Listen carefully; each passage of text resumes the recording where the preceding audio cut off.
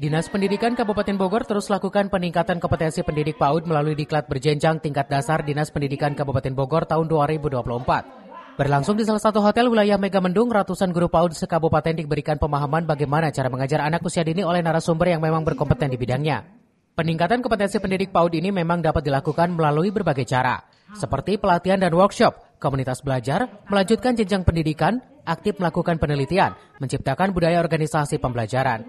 Peningkatan kompetensi pendidik PAUD penting untuk meningkatkan standar kompetensi guru sesuai dengan tuntutan pekerjaan dan ilmu pengetahuan, teknologi, dan seni. Dengan kompetensi yang baik, pendidik PAUD dapat memberikan pengajaran yang lebih bermutu dan menyenangkan bagi para siswa. Dasar berjenjang artinya adalah banyak sekali teman-teman kita, khususnya untuk guru PAUD, itu mereka itu belum mempunyai kompetensinya belum satu. Yang diharapkan dengan diklat berjenjang dasar ini, dia bisa mengumpulkan